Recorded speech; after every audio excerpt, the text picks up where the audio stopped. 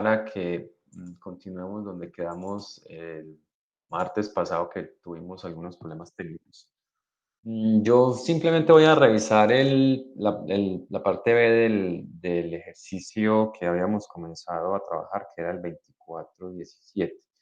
En ese ejercicio lo que teníamos que hacer era ordenar los analitos de acuerdo a cómo eludirían de una columna con una fase estacionaria dada, ¿no? La primera fase estacionaria que habíamos analizado era la polidimetilsiloxona o siloxano, y aquí está pues la estructura, y pues lo que hicimos, como que no quedó aquí completo, era asignar los números del índice de Coates para cada uno, y luego con base en eso definir en qué orden el día, ¿no? Entonces, la parte B, pues la alcanzamos a terminar, pues es igual, lo que tenemos que hacer es simplemente para cada uno de estos 6 compuestos, pues dependiendo de la fase estacionaria, que ahorita va a ser otra diferente, es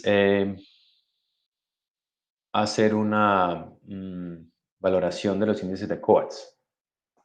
Entonces, para el primero, pues sabemos que es un C6, por lo tanto sería 600, este sería 700 y este 800, ¿no? Los otros, si no son ni alcanos, entonces nos toca pues disponer de información al respecto. Entonces, si miramos en la tabla, pues podemos ver que la columna que tiene la fase estacionaria señalada es la que sigue, ¿no? Esta que hay acá. Entonces, básicamente lo que debemos ver es para cada uno de esos compuestos los índices de Coates. El primero sería el benceno, que es 746.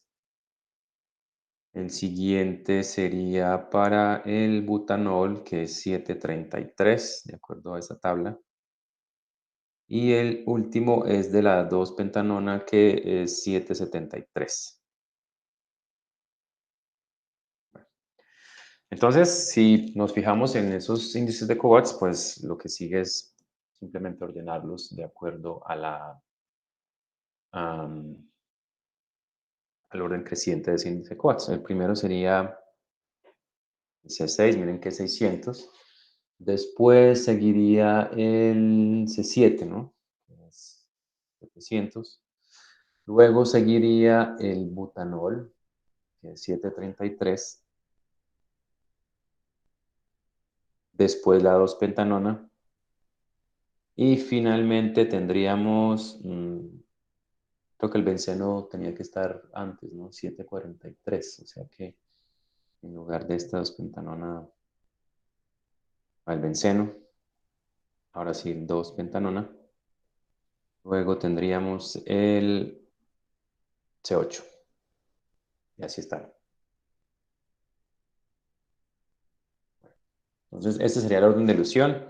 Si estamos hablando de la retención, pues la retención es menor para el C6, luego es menor para el C7, luego ese sería pues el orden de elusión. Y pues el cromatograma podríamos más o menos dar una idea de cómo saldría. Las alturas de los picos, recuerden que dependen de la eh, concentración o de la cantidad de cada uno de esos compuestos en la solución. Pero pues podemos más o menos como, de acuerdo a los valores de los índices de Coates, establecer un orden y más o menos cómo estarían separados esos picos. Por ejemplo, el primero, el C6, pues está como bien separado del que sigue, que es C7. La diferencia del índice de Coates es como de 100 unidades. Pero si observan entre ese C7 y todos estos otros compuestos, la diferencia es de menos de 100 unidades en el índice de Coates. Entonces, por ejemplo, el butanol saldría pues un poco más pegado. Incluso junto a él tendríamos el benceno y tal vez ahí también muy pegado la 2-pentanona y posteriormente el C8. Entonces, diríamos pues que este sería como un cromatograma posible de la separación de esos compuestos en esa fase estacionaria particular. Este sería el benceno, este el de la 2-pentanona y finalmente el C8. Entonces el índice de Coates aquí se usó simplemente para hacer una comparación de los tiempos de retención o de la retención que pueden sufrir cada uno de ellos en una columna como esta, ¿no? La columna o la 3, la C, perdón, es creo que el polietilenglicol, esta última de acá. Pero en esencia, pues habría que hacer lo mismo. No sé si se han fijado, pero en la plataforma de Classroom yo pues he puesto las respuestas de esos ejercicios. Entonces, si ustedes van allá en donde está la parte de cromatografía, están los ejercicios, están esos ejercicios del capítulo 24 y aquí pueden ver las respuestas. Entonces, por ejemplo, de ese 24-17, aquí están las respuestas de la parte C. Entonces, simplemente sería que ustedes verificaran esos índices de Kovacs y pues comparan aquí que aquí está la respuesta. Entonces, con esto pueden comprobar si lo que hicieron está correcto. Bien, voy a continuar hablando de lo que habíamos quedado pendiente en la clase anterior y era hablar de la ecuación de Van Dieter, de la tarea que ustedes debían presentar, de cómo se utiliza la ecuación y sobre todo del significado de cada una de esas de esos términos. Entonces quisiera pues mientras yo abro aquí un nuevo cuaderno para escribir, que vayan revisando los apuntes de lo que entregaron para que hablemos de esa ecuación.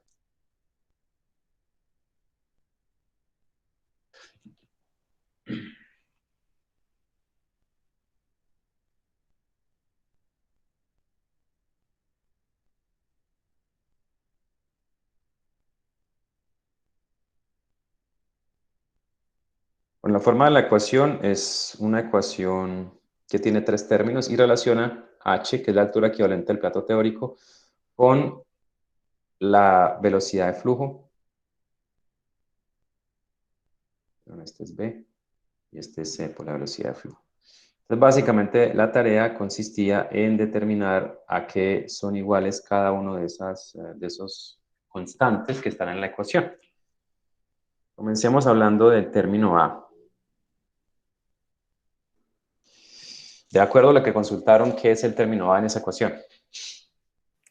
Parámetro de difusión turbulenta, profe. Tiene que ver con el movimiento, ¿cierto? El movimiento turbulento. ¿Listo? ¿Y como qué significa? ¿Qué encontraron que significa? O una explicación un poquito más amplia. Son como las Es diferentes rutas que puede seguir, ¿no? Sí, este está relacionado con los diferentes caminos.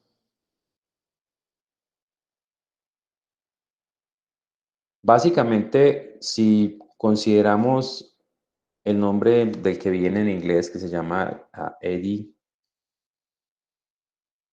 la difusión de eddy o algo así, pero pues eddy realmente traduce remolino. Entonces, cuando una molécula se mueve a través del medio, puede ser una partícula como eso que estoy, entonces puede tomar caminos diferentes, ¿no? Y pues eso provocará pues algunas como turbulencias después de la partícula. Entonces a eso se refiere este término de movimiento turbulento. Cuando algo rodea un cuerpo que está estático en el flujo, pues provoca después de eso un remolino. Pues eso también lo podemos ver en, por ejemplo, en los ríos, cuando hay una piedra en la mitad del río. El agua que trata de pasar a través de él, pues lo rodea y justo detrás de ese objeto, de esa roca, se forma un remolino. A eso se refiere el término, ¿no? Pero básicamente sí, está relacionado con esto, los diferentes caminos que puede seguir una molécula cuando va a ser separada. Entonces, si yo tengo una molécula que sigue un camino como este o tengo una que sigue un camino como este, pues finalmente ambas van a seguir caminos diferentes y unos más cortos que los otros. El resultado básicamente será algo como esto. Supongamos que aquí está el cromatograma y aquí está el tiempo, ¿no? Cuando el pico se obtiene, recuerden que el pico pues relaciona el tiempo en el que las moléculas salen. Entonces las moléculas que salen primero, son las que están a la izquierda, estas tomaron caminos más cortos. Mientras que las moléculas que se retrasaron, pues fue porque tomaron caminos más largos. Al menos pues en cuanto a la contribución de ese factor. Está relacionado directamente con el tamaño de las partículas. Si se trata pues de una columna empacada, o con algunos términos como el diámetro de la columna, el diámetro interno, y pues en general con la geometría de la columna.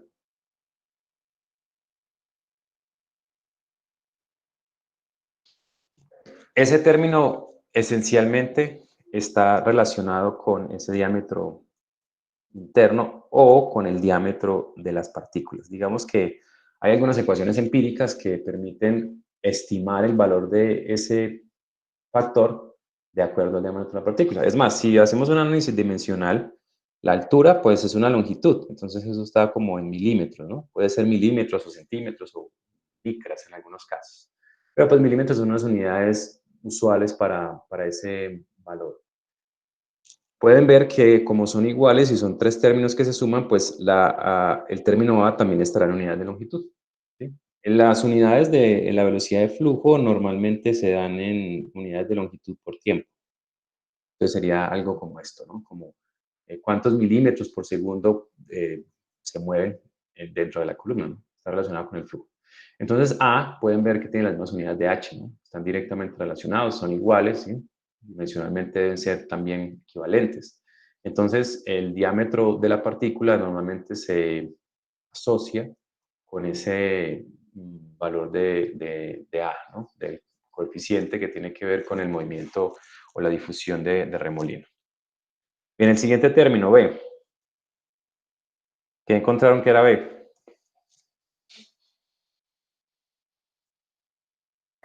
Parámetro de difusión longitudinal, profe. Difusión longitudinal. Bueno, ¿qué es la difusión? Profe, pues la diferencia de A es como el movimiento desde la zona central que tiene la banda, que ahí la concentración pues, del soluto es mucho mayor hacia los extremos de esta misma banda. Básicamente la difusión, recuerden que es un movimiento que se da por diferencias de concentración. El sentido del movimiento de las moléculas por difusión es desde una zona de alta concentración a una zona de baja concentración. Entonces, si por ejemplo estas moléculas están viajando juntas, acá, pues al frente de ese grupo de moléculas hay una zona de baja concentración, pero también atrás.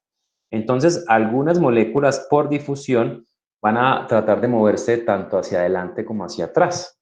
Y eso, pues, si suponemos que el flujo va en este sentido, pues eso hará que algunas moléculas, las que van moviéndose por difusión, además que por el movimiento. Imagínense que todo este cuerpo de fases se está moviendo, pero además dentro de ese cuerpo que se mueve, hay algunas moléculas que se difunden hacia adelante y otras hacia atrás.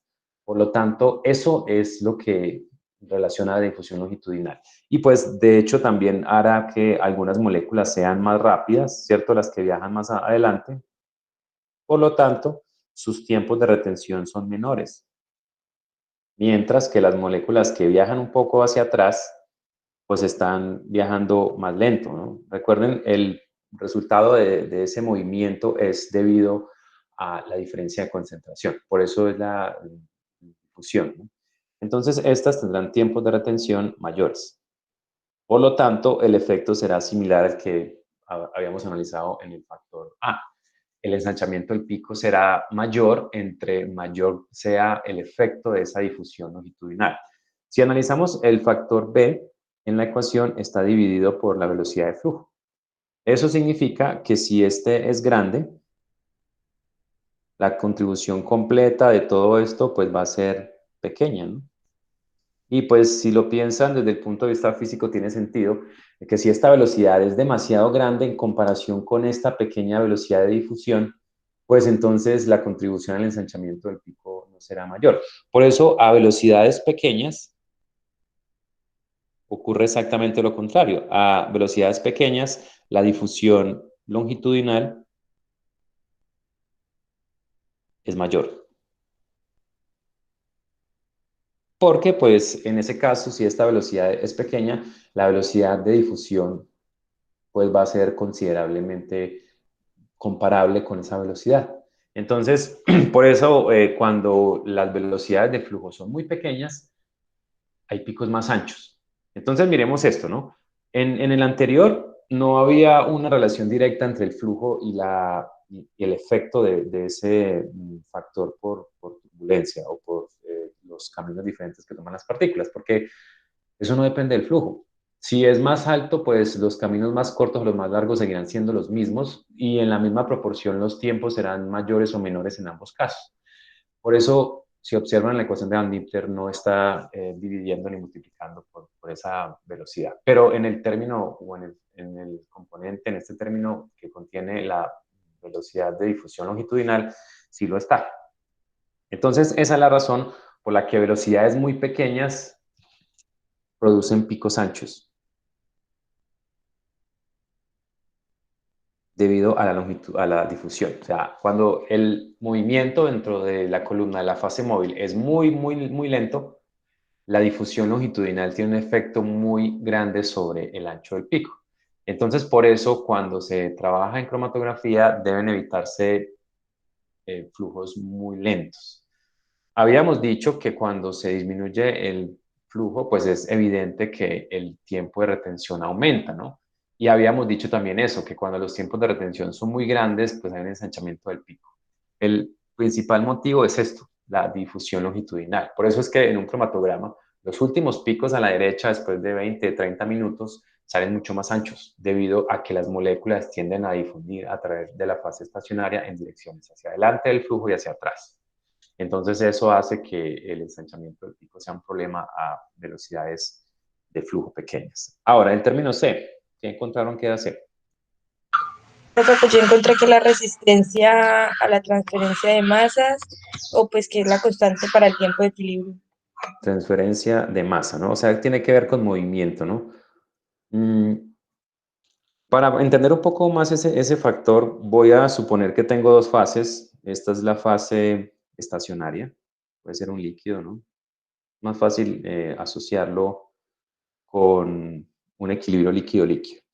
Y supongamos que la fase móvil es esta, ¿no?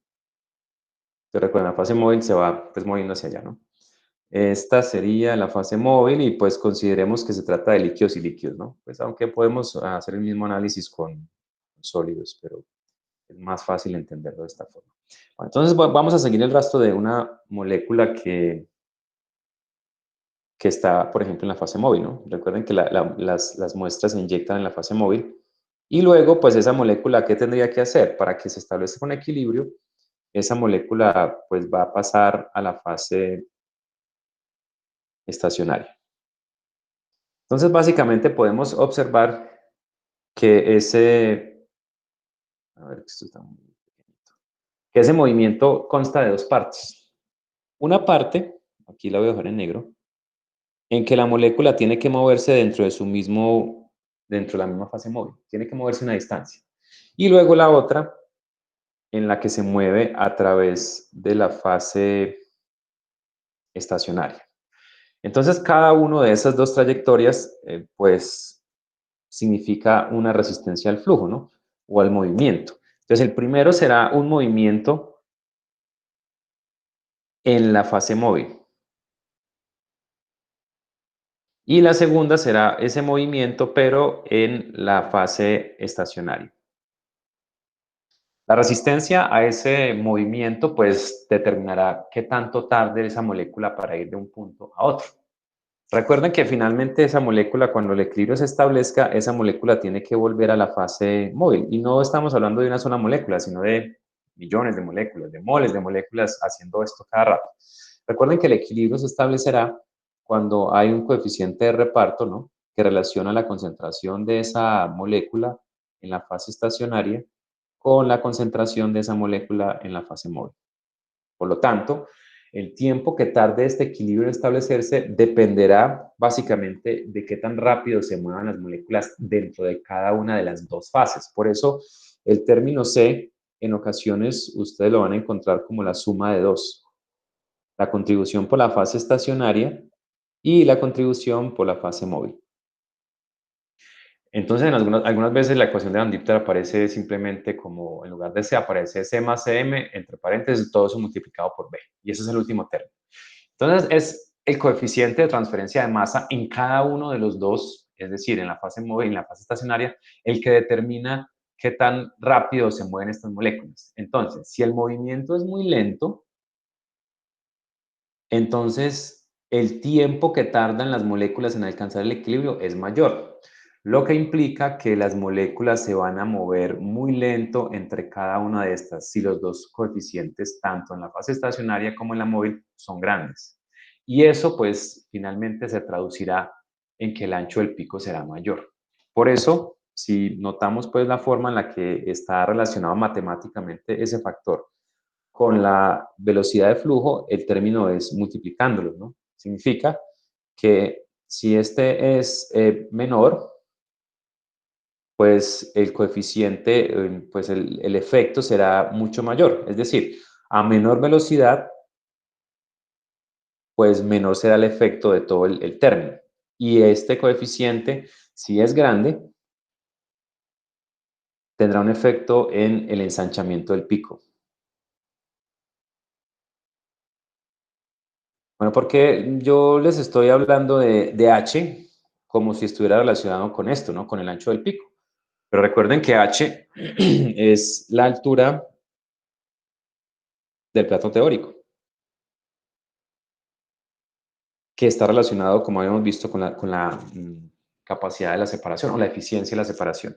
Lo ideal es tener un H pequeño, ¿no? Esto es lo que uno persigue, ¿no? Un H pequeño significa un pico angosto. Y pues una forma de verlo es pues mirando las ecuaciones que nos permiten calcular H, ¿no? Recuerden que H se obtiene tomando la longitud de la columna y dividiéndola por el número de platos.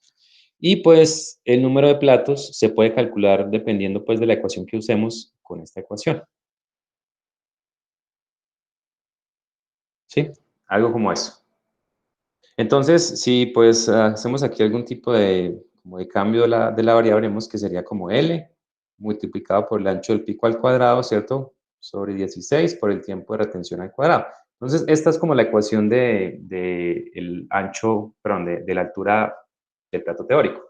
Entonces, miren que si el pico tiene un ancho pequeño, pues h será pequeño, y eso es lo que queremos, ¿no? Entonces, miren que la relación es directa, incluso es cuadrática, no es lineal. Entre más angosto sea el pico, o sea, este W sea más pequeño, pues h será también mucho más pequeño. Y a tiempos de retención más pequeños, pues el pico, el h será mucho más alto. Entonces, hay un equilibrio entre esos tres componentes que determinan la forma de la ecuación. ¿Qué queremos? A ver, la contribución de A es independiente del flujo, ¿cierto? No hay una relación directa. La contribución de B es inversa, ¿no? Significa que a mayor flujo, pues menor contribución de la difusión longitudinal, que es el término B. Y para C, vemos que la contribución es directa. Es decir, que a menor flujo, también es menor la contribución. Entonces, digamos que estos dos términos B y C están como en contraposición. Si yo quiero que el efecto de la difusión longitudinal sea bajo, lo que debo hacer es utilizar flujos altos. Pero al utilizar flujos altos, miren que estamos haciendo que la contribución por la transferencia de masa sea mucho mayor. Entonces, digamos que como esos dos términos están en contraposición, pues debe existir como un punto medio. No podemos aumentar demasiado el flujo porque el factor de transferencia de masa es mucho más marcado. Y no podemos mantener unos flujos muy pequeños porque a flujos muy pequeños la difusión longitudinal es mucho más marcada en el ensanchamiento del pico, en el valor de h. Entonces, pues hay que contar como un punto medio de la velocidad de flujo. De hecho, si ustedes, pues creo que era la otra parte de la tarea, analizaron la forma de la gráfica, aquí está la velocidad de flujo y aquí está h. La forma de la gráfica es como así. Entonces, miren que hay una clara posición mínima en esa gráfica. Esa posición nos marca la altura mínima que se puede alcanzar a un volumen o a un flujo determinado, ¿cierto? El punto de operación cuando se trabaja con una columna debería estar alrededor de ese pico. Digamos que este es el punto óptimo de operación.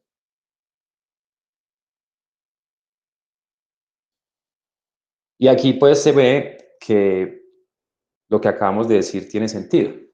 Miren que no se trata de un flujo muy grande, porque al tratarse de un flujo muy grande, la altura comienza a cambiar muy rápido. O a flujos muy pequeños, la altura también es grande. Entonces, aquí está, a flujos mucho mayores, por acá, flujos o velocidades de flujo altas, esta parte de la ecuación está gobernada por C. Y a flujos muy bajos, esta zona de la gráfica está gobernada por B. De hecho, pues es un análisis que se puede hacer de la ecuación. H igual a A más B sobre B más C por B. ¿Qué pasa si B es pequeño? O sea, si estamos, por ejemplo, hacia atrás. ¿Cuál es el efecto de estar a velocidades de flujo muy pequeñas? Si se fijan, el término C por B se hace cero, ¿no? Porque si esto es pequeño, si B es pequeño, pues esto pues también lo sería, ¿no? Entonces la ecuación básicamente sería H igual a A más B sobre la velocidad.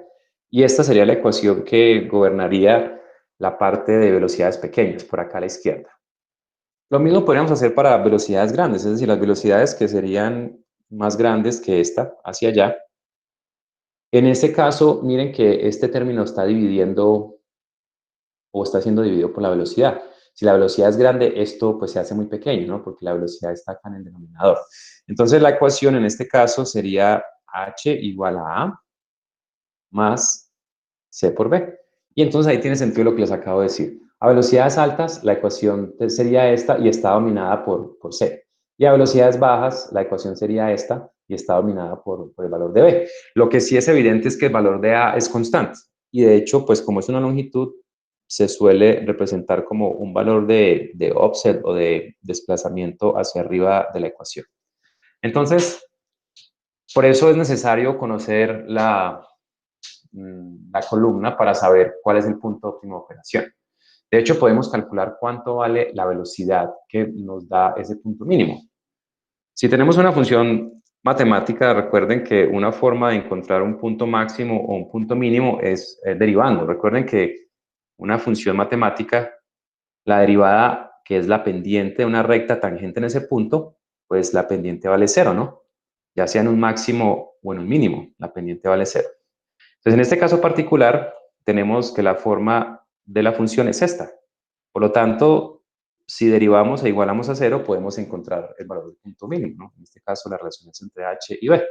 Entonces, eso es lo que vamos a hacer. Si yo tomo la derivada con respecto a b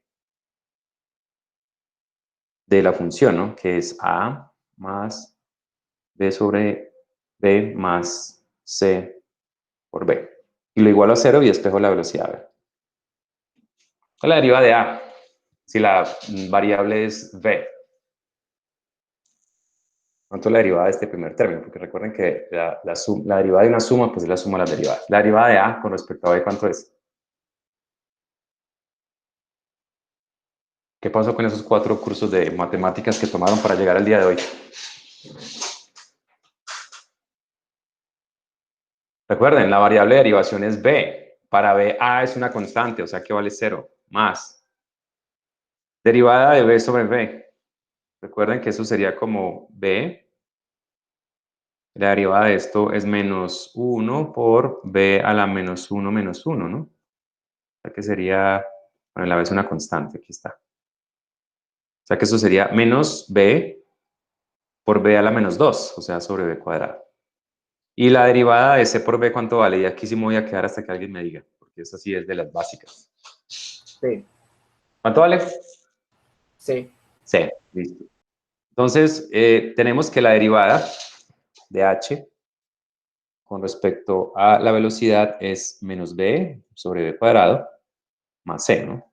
Ahora, recuerden que en general esa ecuación es para todas las pendientes de las rectas tangentes a cualquier punto de esa ecuación. Pero específicamente necesitamos aquella donde la pendiente vale 0, por eso igualamos a 0. Y de aquí podemos ver que sería algo como c, paso al otro lado de este término, para que quede positivo. Y de acá b sería la raíz cuadrada de C sobre B.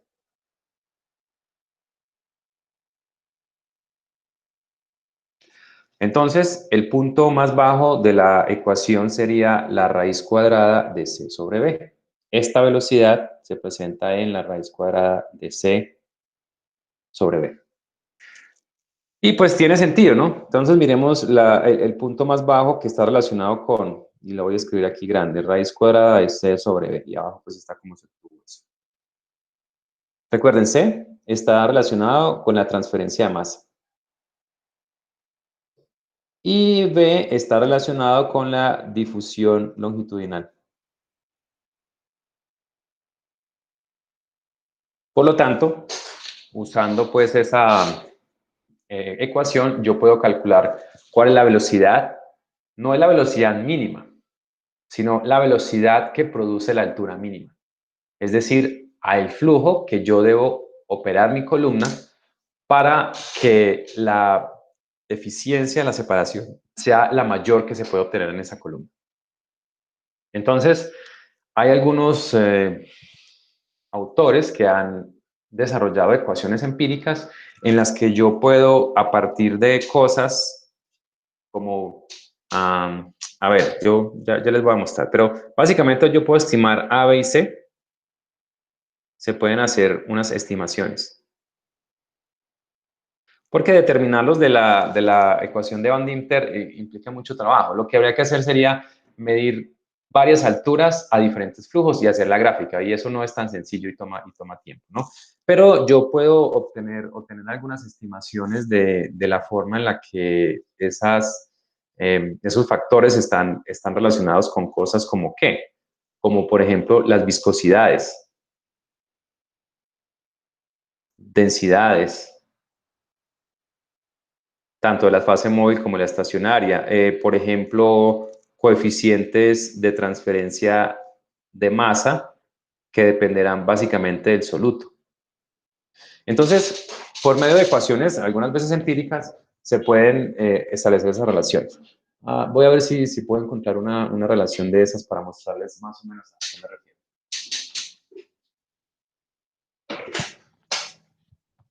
Entonces, vamos a tratar de encontrar esto.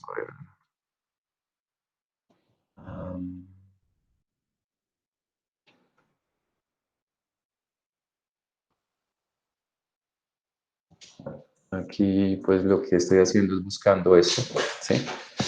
Vamos a ver si de pronto hay alguna ecuación que nos permita ver cómo se calcula. Sí, por acá hay algunas, ¿no?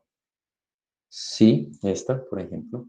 Bien, esta ecuación, vamos a ver, a visitar la página, permite calcular algunos de los términos. Bueno, aquí está la contribución a la altura, está la ecuación de Van Dimter, y miren, aquí está la velocidad longitudinal o la difusión longitudinal, y nos dicen que esa contribución es más o menos debida a esto. Y aquí está un término, y este dm creo que es no está, pero ese es el coeficiente de difusión del soluto. Sí, no parece que hubiese una ecuación completa allí. Yo, profe, yo encontré una. Sí, ¿y cómo es? ¿No la puede compartir? Sí, profe, claro.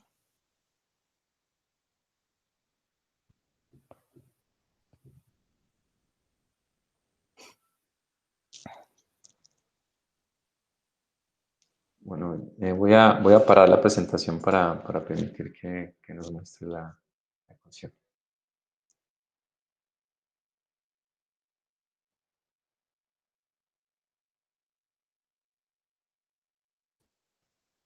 Ya, profe. Sí, estamos viendo su pantalla, estamos viendo nosotros mismos. Sí, esta es la completa. Entonces, por ejemplo, esa forma tiene que ver la B con dm, que es el coeficiente de difusión del soluto. O sea, depende del soluto y de que sea la fase móvil.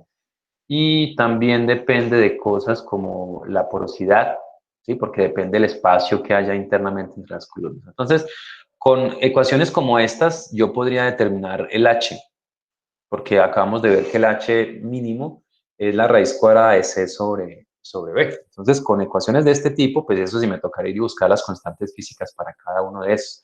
Y en algunos casos, digamos que la información no es tan simple de encontrar, pero con eso yo podría más o menos definir cuál es la velocidad de flujo. Y recuerden pues que la velocidad de flujo está relacionada con el flujo a través de el área transversal. Y esa área transversal también depende de la porosidad de la columna. Pero en algunos instrumentos yo puedo, en lugar del flujo, definir la velocidad lineal a la que quiero. Sobre todo en los cromatógrafos de gases, yo puedo decir, yo quiero que la velocidad lineal sea de tantos centímetros por segundo o por minuto. Entonces, con ese valor, yo ya puedo trabajar alrededor de eso. Pero entonces, la utilidad de la ecuación de Van Dilter está en que me permite ver qué cosas son las que contribuyen a que yo tenga picos anchos. Y recuerden que el pico ancho se traduce en algo medible, que es la altura equivalente al plato teórico. Entre más grande sea esa altura, pues el pico también va a tener un ancho mayor, porque vimos que la relación es directa. Listo, Estefanía, muchas gracias. Listo, profe.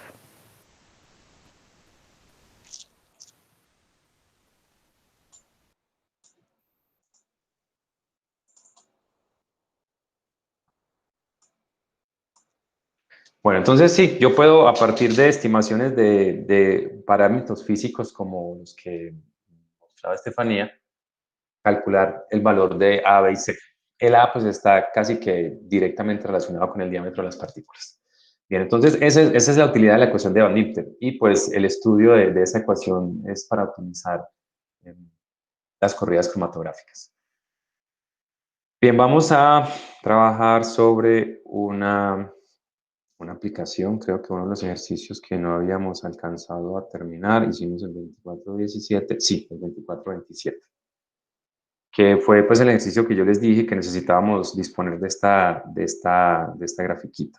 Tal vez no sé si alcancemos a hacerlo completo, no, yo creo que sí. Bueno, entonces vamos a hacer el análisis del enunciado. Este es el método del factor de respuesta. Recuerden que el método de factor de respuesta básicamente implica la adición de un estándar interno, pero uno solo, un estándar interno. Porque cuando se trata de la adición del estándar interno de varios patrones, pues ya les mostré cómo hacer el cálculo con una curva de calibración completa. Ahora vamos a ver cómo se calcula el factor de respuesta. En general, para cualquier análisis químico, cuando se hace adición de sustancias para ya sea hacer correcciones, como es el método del estándar interno, hay una relación que se puede hacer entre las concentraciones de las sustancias, ¿no? Digamos que la señal que se mide dividida la concentración que produce esa señal será igual a otra señal sobre la concentración de esa solución que produce esa señal. Esta ecuación siempre es válida cuando se trata de la adición de la misma sustancia. Sin embargo, cuando son dos sustancias diferentes, aquí hay que introducir eso, el factor de respuesta. Porque la señal que produce, por ejemplo, la absorbancia que produce un reactivo a una longitud de onda, no es la misma que produce otro compuesto a la misma longitud de onda. Recuerden que la comparación entre ambas se da pues con la absortividad específica que tenga cada uno. Cuando estamos hablando de que la señal de la que se trata es absorbancia. Si se trata de otra señal como, no sé, fluorescencia o intensidad de radiación o un potencial eléctrico, lo que sea, pues la diferencia será importante si los dos compuestos son diferentes. En el caso en el que se trata del mismo compuesto, pues F vale 1.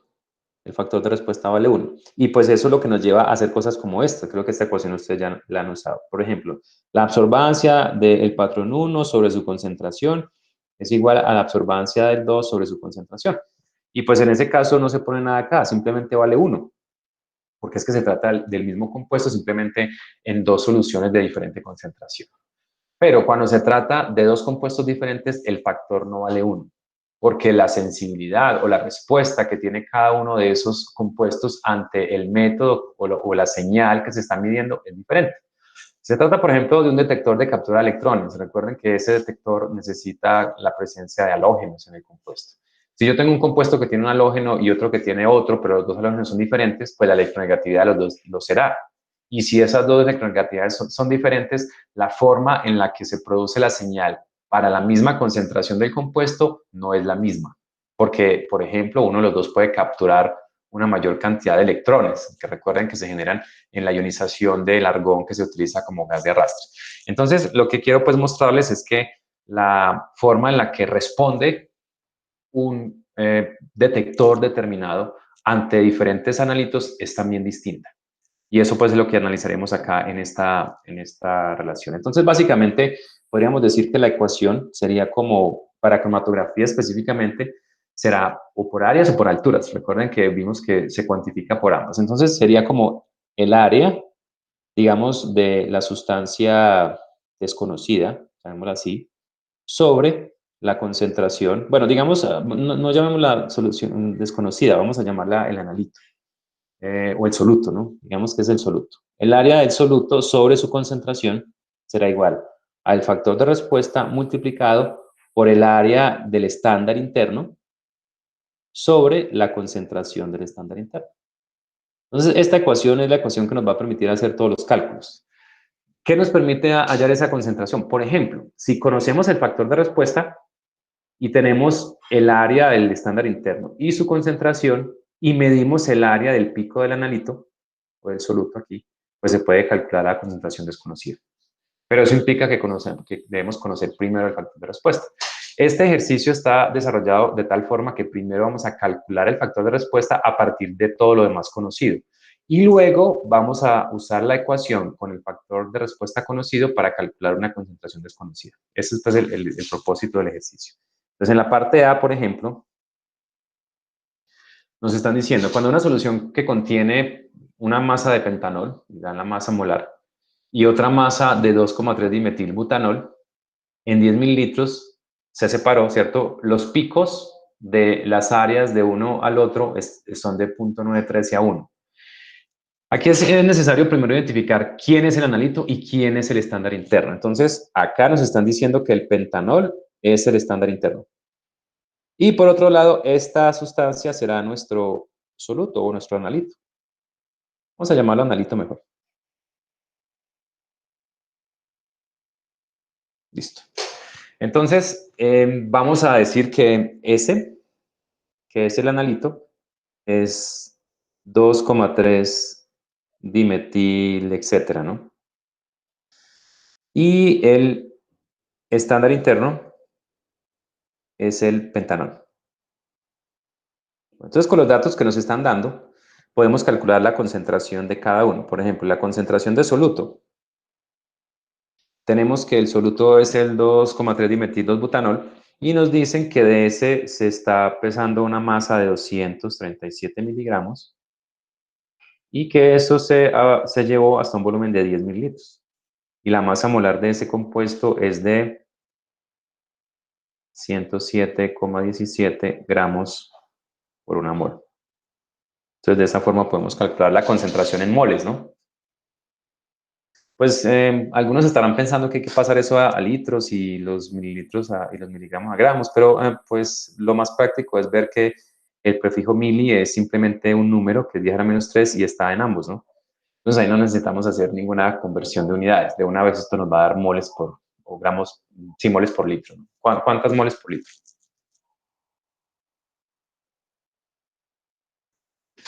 ¿Cuánto les da eso?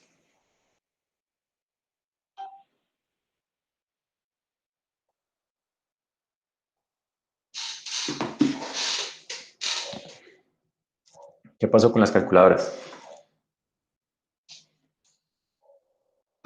Profe, 0.23. 0,23, otro numerito, a ver. 19. 0,20 molar, ¿no? Listo. Y lo mismo vamos a hacer con el estándar interno. ¿Cuál es la concentración del estándar interno? La masa es de 234 miligramos y el peso molecular es de 88,15. 88,15 gramos por mol. Y pues el volumen al que se llevó es el mismo, ¿no? Porque se mezclaron los dos en un solo volumen. Seguramente se habrá usado algún otro solvente como medio para preparar la solución. 0.2654, profe.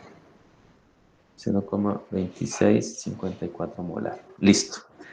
La otra información que nos dan en la parte A es que cuando esta solución se preparó de estas concentraciones, ¿sí? Las áreas relativas fueron del analito, que es este, del pentanol al analito, aquí está. Pentanol al analito fue de 0,913 a 1. Entonces yo voy a escribir eso pues como en algo como, o sea, sería el área del soluto a el área del estándar interno. Nos están diciendo que la relación es de 0,913 a 1. A ver, es necesario identificar bien la proporción de quién es quién para que no vayamos a tener problemas. A ver, pentanol a 2,3-dimetil, 0,913 a 1. Listo.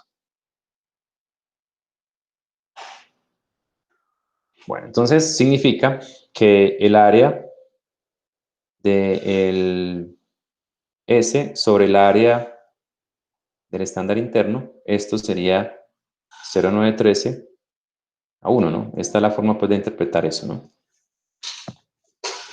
Bueno, entonces el primer punto es calcular el factor de respuesta. Entonces para eso pues usamos la ecuación que hay acá arriba, ¿no? Si de ahí despejamos el factor de respuesta, el factor de respuesta sería algo como el área de S sobre el área del estándar interno, estoy despejando, ¿cierto? Multiplicado por, a ver, en el numerador quedaría la concentración del estándar interno y en el denominador quedaría la concentración del soluto, que es nuestro analito. ¿Sí? Despejando de ahí. A ver, este se fue para arriba, este por este, ¿cierto? Dividido este por este, ¿no? Sí, creo que ahí está. Bueno, entonces ya podemos calcular el factor de respuesta. La relación de área la tenemos, esto es 0,913 a 1 por las concentraciones. La del estándar interno nos dio 0,2654 molar sobre la concentración del soluto de nuestro analito, que es 0,2319 molar. ¿Y eso cuánto les da?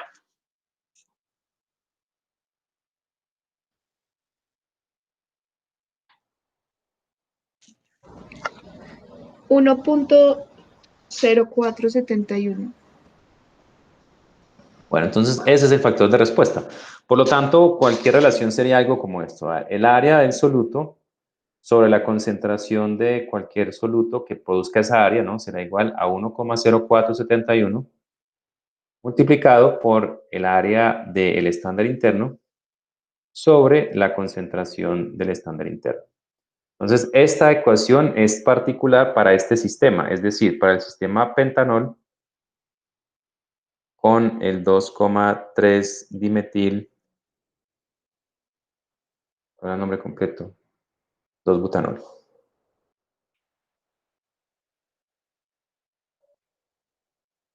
Para ese sistema, el factor de respuesta, de acuerdo a sus datos, es ese. Entonces, miren que esta ecuación ahora me permitiría, si tengo, por ejemplo, una muestra desconocida, y en esa muestra yo puedo medir el área de mi analito y el área del estándar interno, y conozco la concentración del estándar interno, pues entonces tengo todo para calcular la concentración de soluto. Y eso es básicamente lo que se plantea en la parte B. Entonces dice, usa la ecuación 24,8, que es la misma ecuación que usamos para medir las áreas. ¿La recuerdan? La ecuación de el área de un pico gaussiano, que era como 1,06 algo por la altura por el ancho media altura, que esa fue la ecuación que usamos. Esa es la ecuación, ¿no? Entonces necesitamos medir las áreas de estos dos picos. ¿De cuáles? De estos. Entonces aquí es donde yo tengo que dejar de mover la ecuación y hacer medidas, ¿no? Entonces necesito medir el área de este pico y el área de este pico.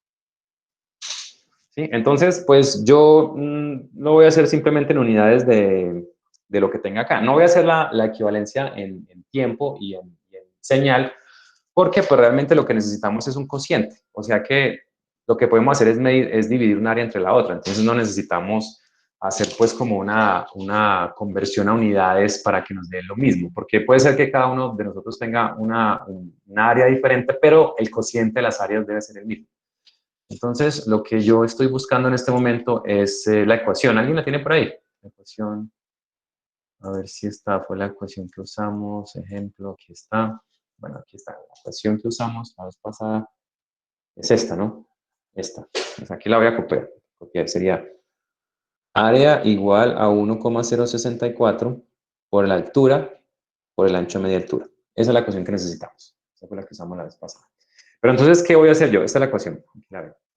Lo que yo voy a hacer es medir, bueno, voy a determinar la línea base más o menos acá. No voy a tener pues demasiado cuidado en hacer la medición. Entonces, lo que les pido a cada uno es que si tienen la hoja impresa o su pantalla, sin cambiar el zoom, midan la altura en unidades de longitud. Simplemente en lo que les dé ahí con una regla. A mí particularmente para este pico me da una altura como de 81 milímetros más o menos. A ver, la altura me dio 81 milímetros. Cuando yo divido 81 entre 2, eso me da como 40 y medio, más o menos, por acá, sin ser muy preciso. Por ahí está la mitad de la altura, ¿no? Entonces lo que debo medir es esto, ¿no? ¿Cuánto mide esa longitud? Que esto es lo que llamamos el ancho a media altura. Bueno, entonces ese ancho a media altura, aquí así, sin mucha precisión, me da como unos 8 milímetros más o menos. Como 8 milímetros. Más o menos 8 milímetros. Entonces, para mí, el área sería 1,064 por 81 por 8. A ver, ustedes pueden estar haciendo lo mismo con sus figuras, ¿no? 1,064 por 81 por 8. Esto me da 689,4,5 milímetros cuadrados. ¿Sí? No necesito hacer porque ustedes pueden tener un área diferente, pero cuando vayamos en la otra, que hasta ahora estoy pensando si realmente la puedo hallar, porque ese pico está muy alto. A ver, yo creo que va a tener problemas para medir. Entonces tengo que medir la altura de ese pico que hay ahí y su ancho a media altura.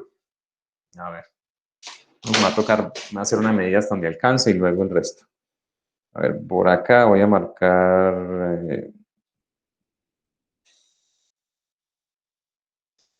bueno, como por la mitad. Más o menos por ahí llevo 130 milímetros. 130 y pues la línea base la voy a trazar aquí bien manual.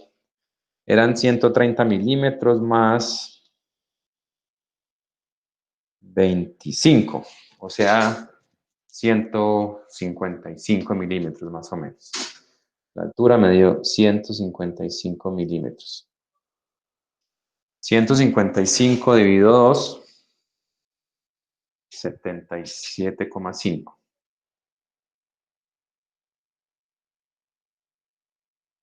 Bueno, entonces voy a medir desde la base hasta arriba 77,5 milímetros.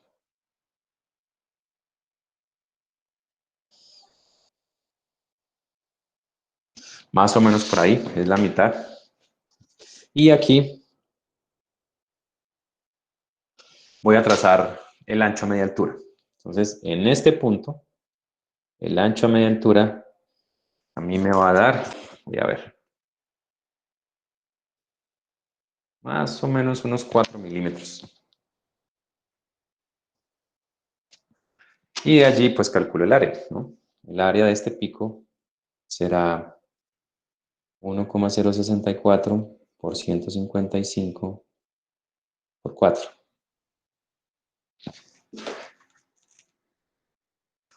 64 por 155 por 4.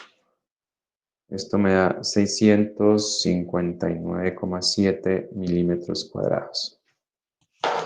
Entonces ya tengo las relaciones de las dos áreas, ¿no? Ahora, si voy a cambiar el zoom, voy a poder moverlo para ver si tengo espacio allí. No, hagámoslo aquí debajo. Entonces, la parte B, vamos a calcular la relación de las áreas, es decir, el área del soluto sobre el área del estándar interno.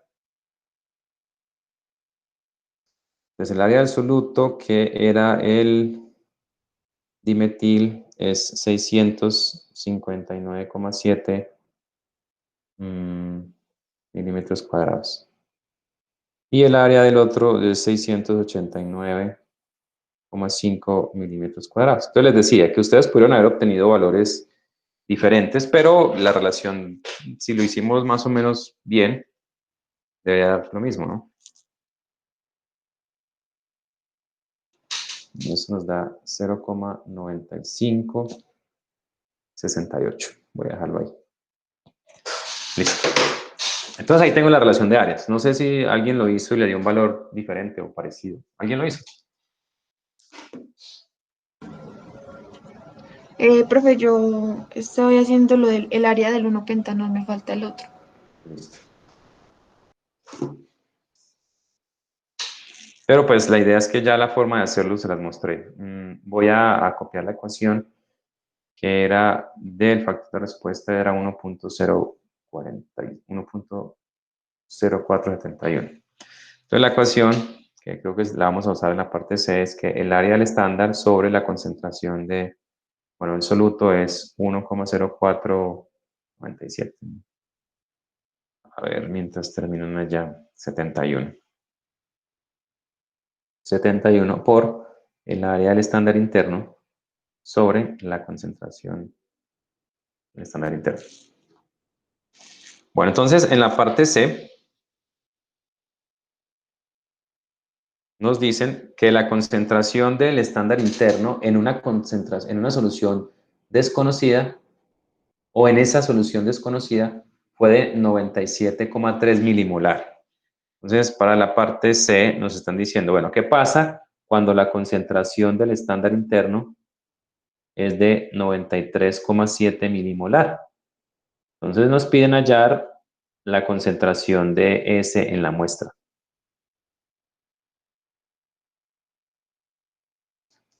¿Sí? O sea, en este cromatograma que acabamos de usar, el pico del pentanol que dio esa concentración fue, o que dio, perdón, esa área o esa altura, fue originado por un patrón de 93,7 milimolar de pentanol. O sea que el estándar interno que se adicionó para producir este cromatograma, fue una concentración de 93,7 milimolar.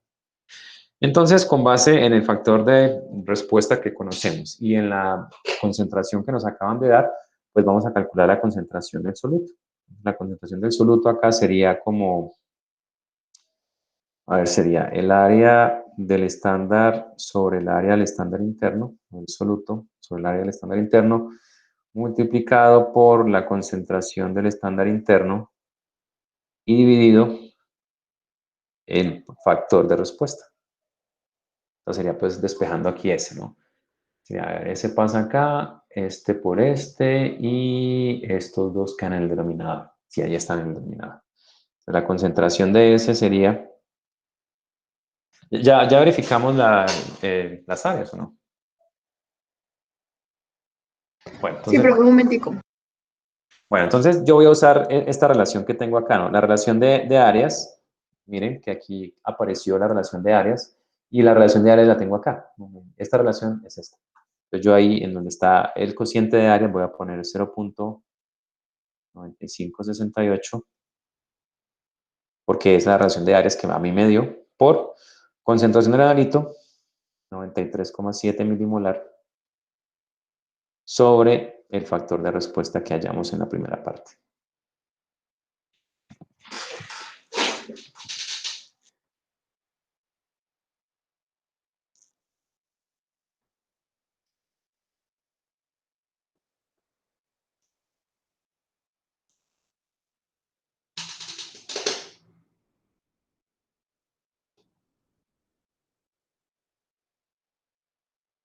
Y pues yo obtuve ese valor, 85,6 milimolar.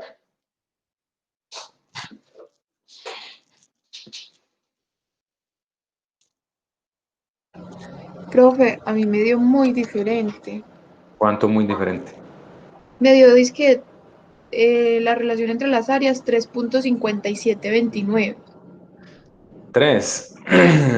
Muy Yo creo alto. que sí, ese valor sí es un poquito raro. Sí, ya tendrían que revisar las áreas, pero sí, las áreas son muy parecidas, aunque los picos se vean uno mucho más alto que el otro, pues este pico más bajito es más ancho. Entonces las áreas son muy parecidas, o sea, el factor de edad es muy parecido, muy cercano a cero. De hecho, yo tengo un ejercicio resuelto en una hoja más grande y, a ver, este es el 24, ¿qué? 27. Bueno, mientras estoy buscando el examen, finalmente, yo sé que lo estaban esperando, será en 2 semanas. Entonces, para que se vayan preparando para eso. En la página en Classroom, en la plataforma, pues no sé si se dieron cuenta, seguramente les llegó una notificación. Yo estuve subiendo algunos ejercicios resueltos. Hay como 5 ejercicios resueltos de los del capítulo 24. Entonces, la idea es que si van a trabajar esos ejercicios, ¿cuáles? ¿Cuáles van a trabajar? Los que están los que tienen respuesta. Yo en el mismo archivo, en la misma sección, les puse la respuesta de esos ejercicios. Entonces, los que tengan respuestas porque los deberían trabajar. Y los del Scoop, pues yo creo que con los del otros son suficientes. Yo voy a seleccionar unos poquitos del Scoop. Por ejemplo, aquí en este caso, en el ejercicio que tenía resuelto, me dio el área del pentanol 158 y el área del 2-metil 164. O sea que sería 164 dividido 158. Me había dado 1.03. O sea, debe dar muy parecido a 1. Entonces sí les pido que revisen las mediciones de las áreas. Debe ser muy parecido a 1 el factor. Bien, ¿qué más preguntas tienen de estos para que terminemos?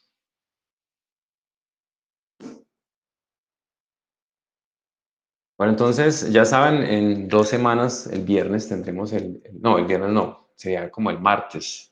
Entonces no es en 2 semanas, es menos 2 semanas. El martes dentro de 2 semanas, de una vez digamos que martes es ese, y es octubre, ¿no? Eso sería el martes 5. El martes 5 de octubre, perdón, 6. El martes 6 de octubre tendríamos el examen. La próxima semana abordaremos lo de HPLC. Eso nos va a tardar justo las 2 clases y ya estamos listos para terminar el tema. ¿Está bien? Listo, profe, gracias. Bueno, entonces que tengan un feliz día y estamos en contacto. Lo mismo, profe. Hasta luego. Gracias, profe. Hasta Hasta luego, luego. profe, gracias.